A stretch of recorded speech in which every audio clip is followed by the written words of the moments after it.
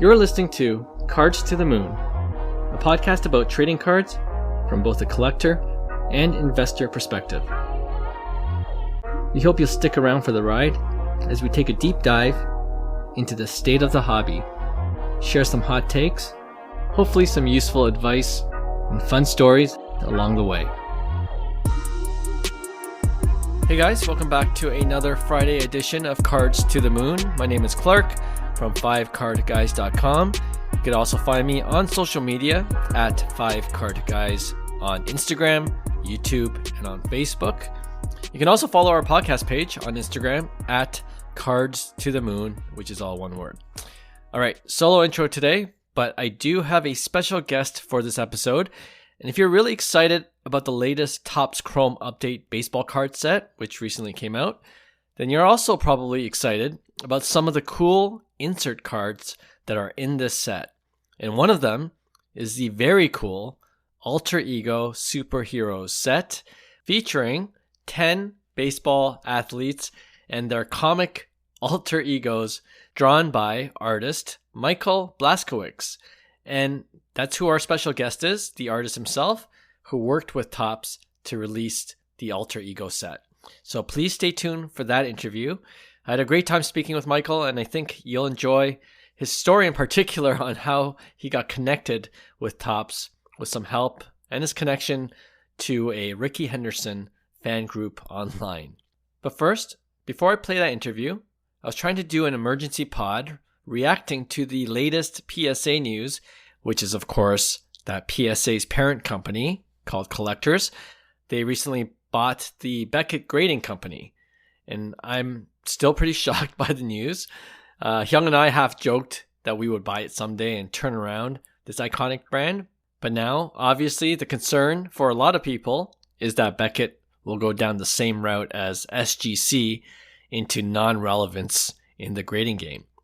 Unfortunately, I wasn't able to record that pod in time. It was a super busy week personally, so I couldn't get it ready for this Friday show. But the timing actually worked out better because on Thursday night, some of our local hobby friends here in Toronto, we were able to meet up at Hyung's studio for a RIP night session. And I took the opportunity that night to ask some of the guys what they thought about the Beckett acquisition by PSA, as well as what they thought of the hobby in general, since the year is almost done. So that episode was scheduled to air as part of our next Tuesday episode right before Christmas. Okay, just wanted to give you a quick heads up about that. Now, without further ado, here's my interview with Michael Blaskewicz. Enjoy. All right, today I'm excited to have our next guest on the pod because he is the artist responsible for what I think could be the coolest insert cards of 2025, and you can find them in this year's Topps Chrome Update baseball card set. Yes, it's the set with the MLB debut patch card chase as well, but everyone is also talking about the Alter Ego Superheroes insert set, and there's 10 cards. And I'm just taking this from the Topps website, but it's comic inspired, and the set reimagines MLB greats with heroic personas. All right, and we'll get into which of the characters there are in the specific set. But yeah, just kind of as a teaser, some of those MLB players include my favorite of the entire set, Aaron Judge, and his all-rise alter ego. There's also Frank Thomas, who of course is the Big Hurt. Rickey Henderson, the Man of Steel, and Cal Ripken Jr., of course, is the Iron Man, just to name a few. So without further ado, Michael, welcome to the podcast. Thanks, Clark. Thanks for having me. I was going to say your last name, but I don't want to mispronounce it, and I forgot to ask you before we started. How do you say your full name? Yeah. Sure. Michael Blaskewicz. And, Michael Blaskewicz. You're not the first, and you won't be the last. Yeah, it's a little bit of a tongue twister, but Michael Blaskewicz, welcome to the pod. I'm glad. It's funny how things work out now. Everyone just DMs each other on Instagram, and then we connect this way, and then the next thing we're all on our podcast. So your last name isn't 5 Card Guys? No, it isn't. It's Kim. I used to be a reporter, and everyone called me Clark Kent for a long time. So there was that connection as well. But right, let's go, and I'll remember that. Well, first of all, I want to ask you right away, how's it feel to have your work featured on baseball cards And this is the first time you worked with Tops. Yeah. So first Okay. time I've worked with Tops, and not the first time I've worked with, sort of this kind of concept. Hmm. But the audience a little bigger now. There was a sort of a private community of collectors and fans that I would do projects for, Hmm. mostly like little fundraisers, and it was a way for me to connect back to getting into art. So that small sort of pilot, I would say in the last 5 years, I've been sort of dabbling in that world. Yeah. You're never prepared to get that tap on the shoulder, Right. and so the project was a year long, and we'll talk about it. A year in the making, and Wow. to answer your question, to see them out there, to see the pieces and see the feedback, and just to see the excitement around it is exhilarating and super super dream come true. If you hear about my background, which I'm happy to talk about, you'll see exactly why. Was a collector, was a fan, was a drawing pictures of baseball players as comic book heroes in the 1980s, No in the way. 1990s. So to see Okay. this sort of come back is kind of a weird dream come true. I didn't expect this would be the thing, but certainly certainly really cool. And also just the community and being Sure. in contact and meeting folks every day now, like Yeah. yourself when we were chatting over the weekend. It's just Hmm. really cool to sort of be in this world now. Was always a reader, maybe not a commenter in the threads, but Yeah. always reading the threads. Now, I've got a special interest in these comment threads now. Nice, nice. That's amazing. And you kind of answered my next question. I was wondering if you were a card collector at all growing up. So obviously you said you were. What kind of cards did you collect? Yeah, so it's funny. I always think this is funny because it's junk wax when I was growing up. Me But too. at the time, no one knew what that meant. Yes. At least, especially me. So, born in the 80s in New Jersey, northern New Jersey. So Mm, card shops popping up all over the place. right. I would say that the collection I had started in 1986, and it was mostly centered around the Yankees and centered around the Mets were kind of big that year Right. with their World Series win. And I was a true blue Yankee fan, but I liked collecting cards, and I would go and get the team sets, and I would go and get the my favorite players, and it could be a $2 Rickey Henderson card that meant the world to me. But now I Hmm. look at that card now and I'd be like, oh my gosh, look how off centered that is. I can't believe I thought this was like gonna I was gonna go to college on this card. So a lot of learning as a collector or a young Yes. collector, but it's more Yeah. like just more about being a fan. And I was also into art, so I would cut up baseball cards. You talk Mm, about people and my dad telling me they used to put baseball cards in spokes of their bicycles. I right. was didn't learn from that lesson. Clearly, I was cutting up baseball cards and making collages and drawing around them and sketches. So I'd have these elaborate sketchbooks with cut up baseball cards in them. So Sure. again, it was junk wax, but I did have some good ones. The Dale Murphy reverse error upper deck card, which I thought was like Yeah. the hottest chase that summer for Yeah. my friends. I actually ripped one in a pack. Didn't use the word ripped at the time. Hmm. I had, everyone wanted the Billy Ripken, famous F base Yes. card. Yeah. So it was like little gems, but you didn't have the internet then, so it was collecting based on what you didn't even know what a card looked like, even if you had Right. Beckett's. You didn't even know what a card looked like. Sure. You kind of Sure.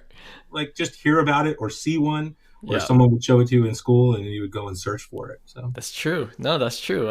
Well, and that's so cool that you're a card collector and how kind of everything came together to this moment. And we'll get to that in a second. But I'm just curious overall, as you were talking, the hobby's grown so much over the last several years now, and especially even especially during COVID. But one of the areas that I've seen growth in is like people just getting into custom cards and kind of what you were doing early on in the 80s 90s. You were mentioning cutting up cards and making it your own. What do you think about all that in terms of artists, like different artists coming into the space and making their own kind of design from the cards that do exist?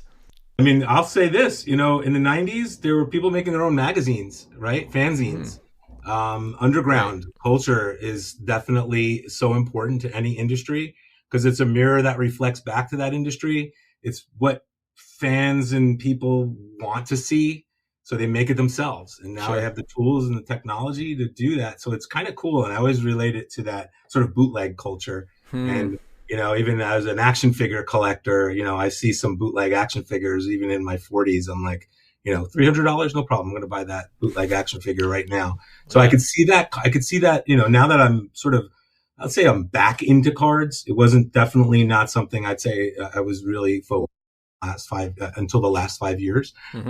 So I kind of see that spilling over in a lot of areas, not just cards, but any industry will have that sort of that underground bootleg culture that sort of is really cool. And it's kind of really super secret, really quiet. There's a lot of buzz around it. And it's good to see some of that now taking the storms of Instagram. I love following custom card makers on Instagram. It's really cool with some of those guys too.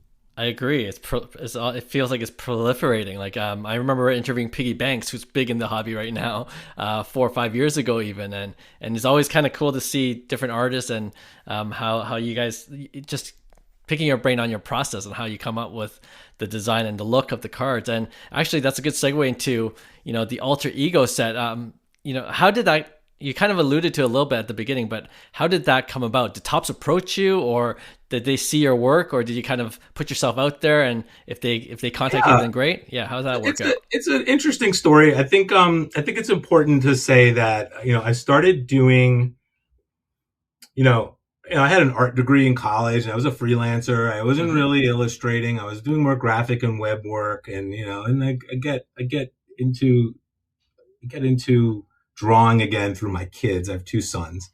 So whatever they were into, Pokemon, Batman, like, hey dad, can you draw Batman fighting Boba Fett? Sure. Like, nice. So I started just becoming they were my first clients, Nice. So I started sort of getting back into the illustration game, but never really thought it was going to extend into where it is now.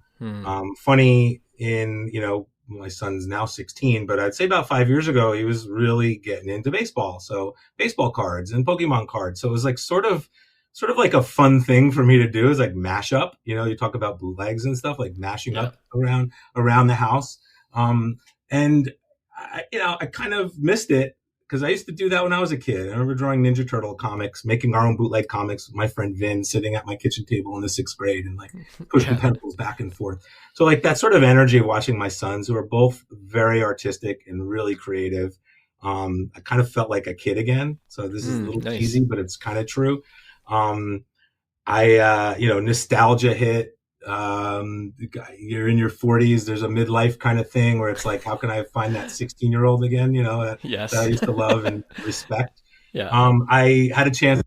My childhood hero, Rickey Henderson, a guy in his 40s talking about Rickey Henderson. Wow, what a unique situation. I love Rickey.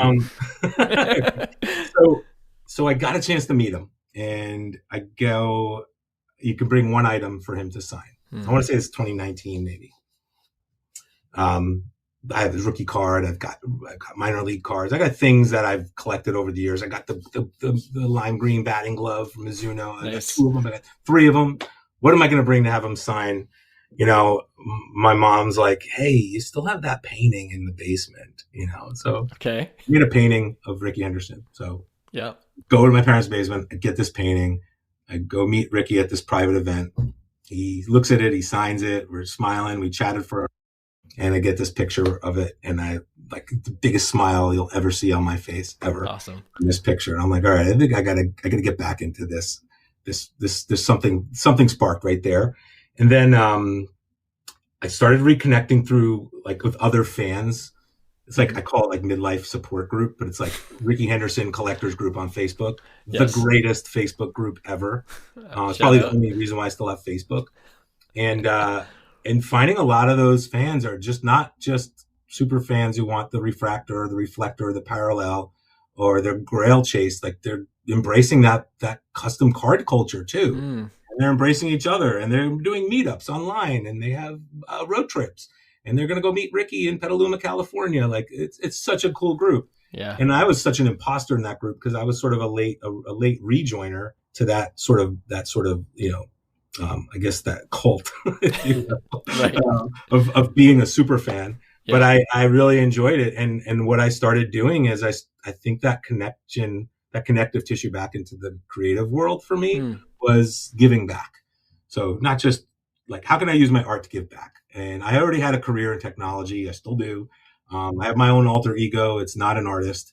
It's a marketer for a software startup, right? Okay. So not a good chance, not a great opportunity for me to be drawing comic books. Mhm. Once I'm really really bored in a meeting. But the the the this group, to give back, what I started doing was, I would give donations at the end of the year. I would do fundraisers to my local community in Hoboken, New Jersey. I started designing cards, and I said, I'm going to sell them to these guys only. Like, it's not going on eBay. I'm not going to worry about, I don't really want to do much with it, but I Yeah. started selling the cards, to sort of I'd print 100.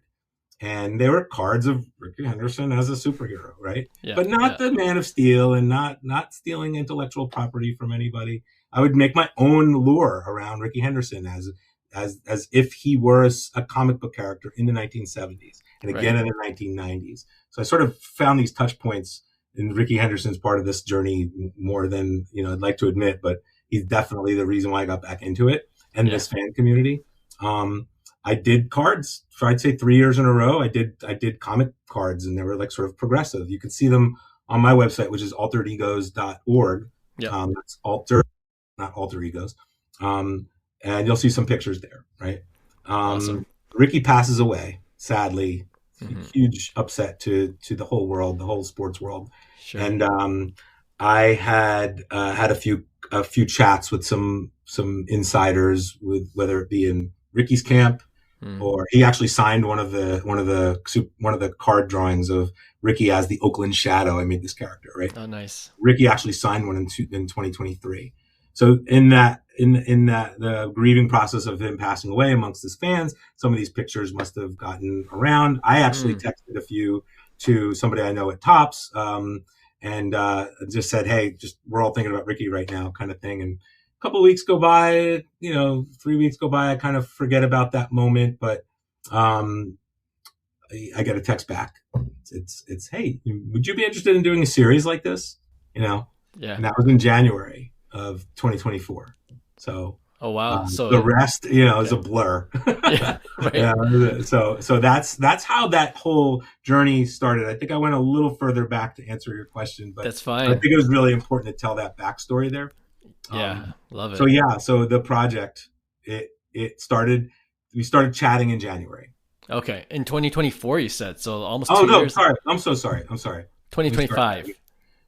January of 2025. Got Rickey you. passed away in December of 2024. So that's just right. A few weeks later, the conversation started in 2025. Okay, so it was earlier, such a blur, I forget what year it was. That's fine. No, but still, all the way, yeah. Just I love that story. I would have never guessed that it started from a Rickey Henderson fan page and just a community you've had there. And well, that's, even as you were sharing the story, there are so many connections with, myself being in my 40s, having 2 kids, 2 sons as well. So, and I'll get you in that group, man. It's definitely therapy. No, anytime, and of course Rickey Henderson. He did play a year or 2 for my Toronto Blue Jays, and some great years. That's the only team in blue that I really if he's gonna wear blue, it's either Yankee pinstripe blue or Blue Jays. I can't say the same about the Dodgers, but yeah, well, we have that in common then. Yeah, but, I accept the Blue Jays. Thank you. I have a lot of Yankees friends as well. A lot of friends from the New York area too. So that's great.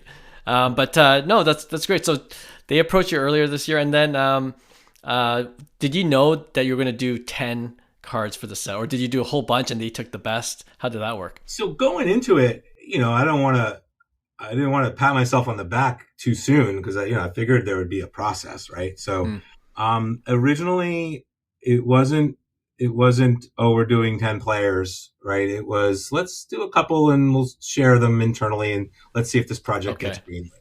Right. So your best friend Aaron Judge, Rickey, Man of Steel, and Polar Bear are the 3 in my mind. Like I got, it's already in my head. I already figured it out. I already know like exactly to the lime green batting glove on Rickey's hand, what these cards are going to look like. So even before they actually like formally authorized me to start, like I started. I have maybe 30 or 40 sketches behind me. I have like thumbnail sketches in notebooks. That's sort of part of my process.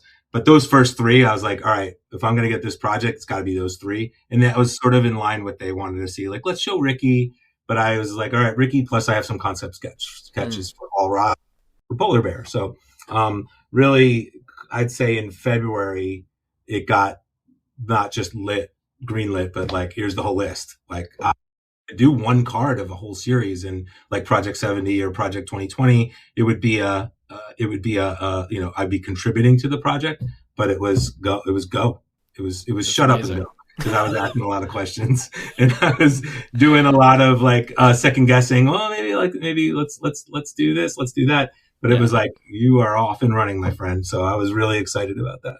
That's awesome. And then, so how long did you actually have to kind of submit all your work for them to get the printers ready and, get it into this year's Topps Chrome updates? Do you have a lot of time, or? Yeah, it was a good amount of time. Probably I would love another 2 months, but it was like, I would say that if they gave me 2 years to do the project, right? Sure. It's never finished. So they actually gave me, let's say from February, they had asked for the pieces in June. Okay. So half a year. 4 months. Let's say 4 months. However, I got a head start, like I told you. Right, so I was, really 4 months to get, let's say 8 cards finished. But that became mid-June, and then they have a process of approvals, and there's got to be a lot of legal approvals. MLB, the Players Association, they all have to make sure that I'm not giving everyone machine guns and tattoos, right? Right. So there was some of that I wanted to be respectful. Like, these are not violent characters. Yes. These are heroes. These are collectible players with ethics clauses. So I knew that there wasn't going to be a lot of there was going to be nothing weird. It was going to be kind of how you see them. Yeah. Putting swords in Shohei's hands. Yes. I thought might have gotten a strike, like, go back and, turn them into baseball bats, one of those things. I was expecting that, but no, it was a great experience in those 4 or 5 months. Very collaborative.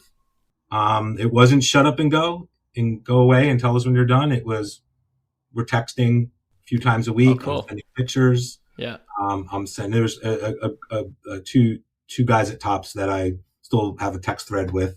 Now that we're seeing the work out there, and we're tracking who's ripping what. It was a really cool project. It was like nerding out with fans, it really let me connect. What I thought was I was on an island and I thought I'd be doing these cards on my own. And then I'd be really sweating bullets when I would show them the final product, and they would say, what the hell are we thinking? Like, this is not what we were expecting. Right. No, it was a really collaborative, really cool. Rewarding process, all invaluable for me, not just an artist. It was a great creative collaboration. Yeah. And it also, there's one other lesson I learned on this project. Mm-hmm. I'm going to answer a question you haven't asked. Go ahead. Yeah. And that's, I was like, hey, I was doing some small private collector card kind of things. This is now a different world that I'm not used to. And I gotta appeal to comic book fans, baseball fans, collectors. Those are not 3 groups that I would expect are going to be quiet about their opinions when these cards get released, or and again, at the time it was if these cards get released, right? So I had that pressure on me, and I think the mind shift, besides finding a rewarding experience with the Topps team throughout the whole thing, I said, what do I do well? It's connecting to the communities. What has gotten me here is what's going to continue to get me to the next step here. Mm-hmm. So reconnect with those communities. I sort of found it like, how do I appeal to collectors, fans, and sort of keep somewhat semblance of comic book clout. Yeah. I shifted the mindset. I thought maybe I think of these not as baseball cards. I don't think of these as comic books. I think of these as movie posters, because I don't care what a movie poster critic would think of my work, right? So I made them a little more like, they're not typical 2-dimensional comic book style. Yeah. They're a little more illustrative and painterly, and got a little 3D Yes. quality to it, a lot of shadowing. So not necessarily a straightforward comic book style. But the other thing was, what can I do? What can I add to these pieces of art? What are the elements that will be appealing to the fan community? And I'm not just talking about, I'm not talking about like make Frank Thomas big, right? That's not where I'm going with the Right. concept of Frank Thomas. Connect to the fan community. Started with the Rickey group. Rickey group knows a guy in the Frank group. Frank group says, you got to talk to Jeff. Okay. Start a Facebook thread or Instagram text thread with Jeff. Jeff starts giving me pictures. He starts telling me stories about Frank. He starts telling me that Frank had written, he's famous for writing DBTH in his glove and his locker, because when he was at the height of his fame, he needed to remind himself, don't believe the hype. It's one of my favorite Public Enemy songs. Yes. So, guess what's in the card? I started finding ways to add those little elements into the card. So Frank's bat's got inscribed DBTH. And some of those I wouldn't say are Easter eggs. They're right you, but they're not something that the everyday collector or everyday fan would know about. Yeah. Maybe the more deeper knowledgeable fan in that culture. So I was like, how would I not just make the Frank Thomas card do him justice? How would I do those fans justice? Yeah. What am I going to put in the Rickey card? That's a tall order because there's a lot, right? What am I going to put in the Rickey card? That's not just like, oh, Man of Steel, put a cape on him. What else am I going to do about that? Look in the background. Look in some of the things inscribed on his belt. Those are the things that I'll say are like little hints that super fans will find and look at and maybe say, hey, is that what I think it is? So there's a lot of that going on. And every card's got a little something. And every card had a diplomat, a delegate of super fandom that I connected with. That's cool. Yeah. Judge, I'll tell you offline what you could look for in Judge. Okay. But my son is a huge Aaron Judge fan. He's 16 now, but he's a huge Aaron Judge fan since his rookie year. Yeah. So his voice is in every card. Nice. My 10-year-old, 11-year-old son is not so much a baseball fan, but he's very creative, and he knows what looks good and what doesn't look good. So he'll say, Dad, no, change that. Okay, nice. Yeah, that's a lot of collaborative. I'd say it takes a village. It took a few fan villages and a couple bedrooms down the hall to make this happen. Amazing. Well, talking about your sons, when they saw the product out in the world, I'm sure they saw people either ripping packs or seeing the cards itself, and now even the Ohtani card just sold for over 5,000 the other day. What do they think about? I thought that would have been like the Superfractor 1 of 1. I guess that was just ripped. It's just a regular one, yesterday, but these are the I don't know about the odds of the cards. I don't know about the what's been found yet and how many there are or what they're going for. But my sons have been sharing a little with me. That's the part I'd like to keep out of. It's almost impossible to stay completely, just ignorant of it. But I wish I could be more ignorant of it. But yeah, that was kind of cool. My kids' reaction when Topps announced the first announcement, it was the preview. Yeah, and it was my kids. I think my son who found it. And he said, Dad, you're blowing up on Topps MLB on Topps Instagram. Yeah. And I looked at it, and they were just counting the likes and stuff like that. Sure. Every hour you get an update. Oh, it's up to 13,000 likes. And I was like, wow, cool. It's hard to stay out of it. It's really hard to stay out of it. But luckily, I have very socially forward children who have no problem tracking that stuff for me. Nice. I mean, that's how I got on my radar, because I knew about the Topps Chrome update. Of course, like I said at the top, the MLB debut cards are the things that we're really excited about, and with the crop of rookies. But then I have this chat group, WhatsApp chat group with local Toronto card collectors. We're actually meeting up on Thursday to rip together. We do this every once in a while, and one of the guys just forwarded that Topps Instagram post with your cards, and then we're like, wow, this is amazing, this is sick. And one of the guys who he's not really into comics or manga or any, he's like, I think I like it now. Just checking out in particular the Shohei Ohtani one. So it's definitely resonating with kind of like you were mentioning, it's not just comic book fans, but it's baseball card fans that are getting into it, and I don't know, I'm sure that makes you feel good to hear that kind of positive feedback already. It was certainly good. It was certainly good to hear the positive feedback. Of course, I'm going to be the guy who like dwells on the haters. We all do. Yeah, right. Of course, that's in my nature. I would say that the positive outweighs any of the negative by a lot, so that's great. Good. Good. That keeps me I feel validated and I feel safe.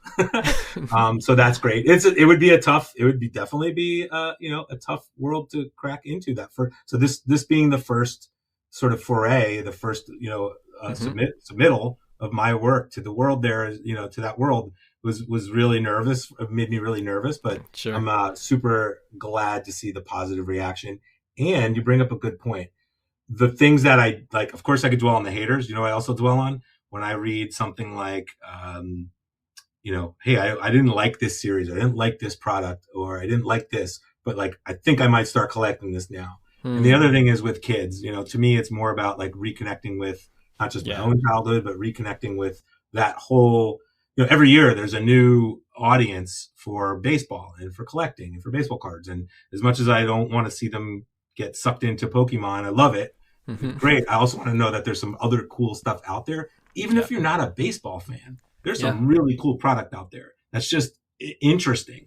So for me, baseball cards actually got me into being a baseball fan. It was a little weird, and maybe that is common, but baseball cards were sort of like, I knew maybe two players. Right. When I got my first pack of Fleer 1986 or 1987, I think it was 1987. When I got my first pack, I remember being like, oh, Darryl Strawberry and Don Mattingly in a baseball card together. I'm done. I don't need to collect any other baseball cards ever again. Right. Yeah. And I was a Yankee fan. And I liked the Mets. They were in the World Series that previous year. Right. So to me, it was, I don't know who Bob Horner was, who hit 4 home runs in one game, but I do now because that was in the same pack. Right. Mike Schmidt, cool mustache. To me, it was more about like, now I'll never forget them, and I also know a little bit more about their careers now. Yeah. But like, that's kind of the piece where it's like, it would be cool to see baseball. It's cool to learn when baseball cards can actually excite fandom or start something. So really cool. I love it. Yeah. No, I love all the crossovers, and I think it's beginning to catch on too. I mean, with Panini cards, of course, you got the manga, you got the downtown, you got the kabooms, all this kind of art and sports kind of colliding. And it's definitely trending, and I could see the appeal for sure. Yeah, and I, despite what some comments might say, like in the threads, like I purposely didn't want to see what was out there in terms of the sort of the crossover kind of cards. Right. So I went to Bodega Cards in Jersey City. It's literally right down the street from me, and I was like, all right, like, can you show me what a kaboom is? Okay. What's the difference between this and a superfractor? Do you have any superfractors? Because I heard these cards are going to get, this is like early December before the cards were released. I was like, what's a superfractor? Can you show me that? Because I don't know a lot of that stuff because I haven't collected in a long time. I know the words, but I'm like, let me see it in person, because the photographs online don't really do it justice. Sure, yeah. So it was cool to learn about the kaboom cards, and the manga cards were really cool. Because I remember the Fleer Provisions in 92, 93. Yes. And those were like some sick ass cards that I actually forgot about. Right. But the basketball, like the Jordan and the Bird card, and I'm like, oh my God, I probably was like totally like I can't believe I forgot about those. But like it's totally in the backlog of my creative spirit to see that, all the way back in the 90s when I was, actively sketching more and collecting more. Nice. Yeah, for sure. And I have to ask you this question because when I told a couple of the guys that I mentioned that are in the same chat group, they were kind of like, oh, wow, that's so cool. You're going to talk to the artist who came out with the Alter Ego set. And like I was saying, one of them was really impressed with your Ohtani. What was the inspiration behind the Ohtani card? Like, how did you come up with the idea and what it became? Yeah, so a few things. This is a really interesting evolution. He was one of the cards. I did him in April, and there's a moment, my family will say this moment is the best moment of the week, when I sort of like cracked the case of what the card will look like. It's like the concept. I was like, oh, I cracked it. Like, I got it. I'm a wreck to be around if I didn't have that yet, because I'm looking at pictures on Getty Images and looking at reading message boards. I'm like, Shohei. Like, you got to do him justice, right? Judge is easy because like I've been planning for that card for 10 years, whether I knew it or not. Right. But 9 years. So Shohei was a couple things. First of all, his nickname is Sho-Time. And one of the concepts of this project, obviously, is it's got to be their nickname. And the character needs to be inspired by the nickname.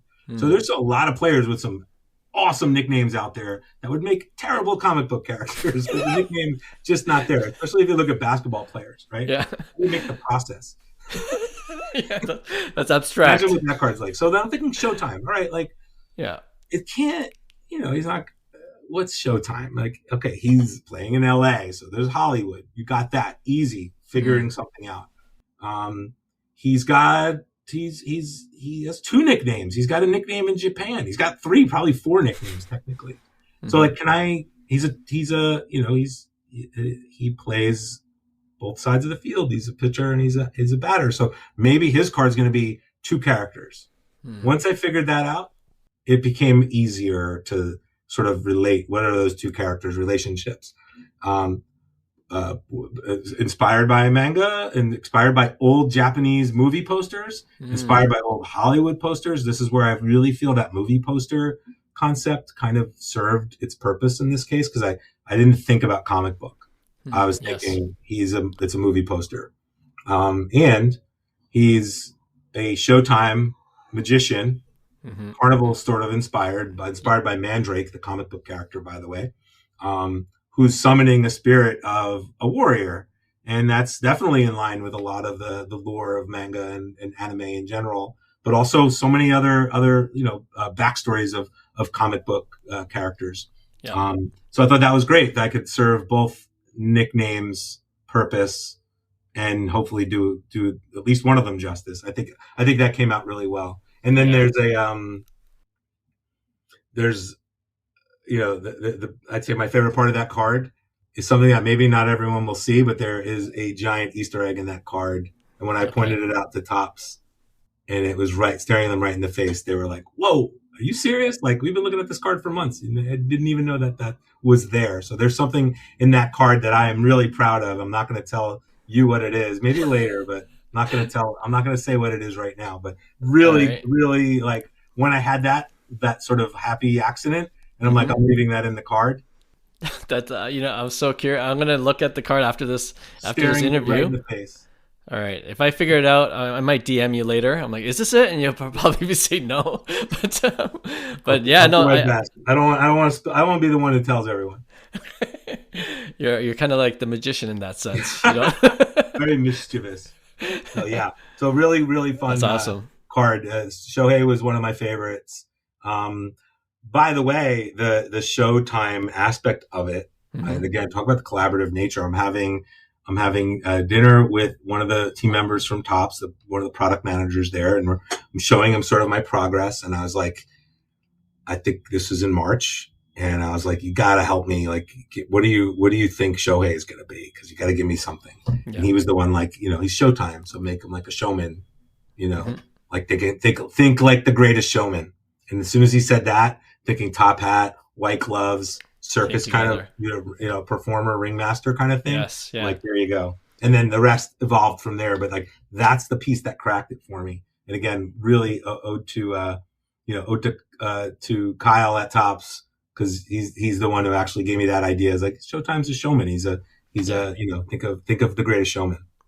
That's awesome. Great story. Thanks for sharing that with us, and can't wait to go through each one now that you mentioned that there's all these details that are in front of us, and it'll be kind of cool just to see what we can spot in each of those. Harder to spot than when my original pictures are harder to spot. They've been shrunk down to 2.5 by 3.5 pieces of cardboard.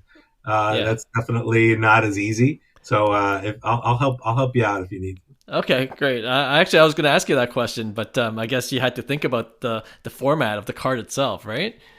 Yeah, no, it was they're very good at giving the layout, like Okay. before you start, because Yeah. you definitely want to be with my process, it's sketches, a lot of digital pen on Procreate, and then like take pictures of my sketches, and then lay in black lines, and then do but the overall card with the border. Some of I guess if I do another series, maybe hopefully if I'm lucky, if I do Hmm. another series, I'll remember, don't put as much attention in the background because a lot of that gets cropped out.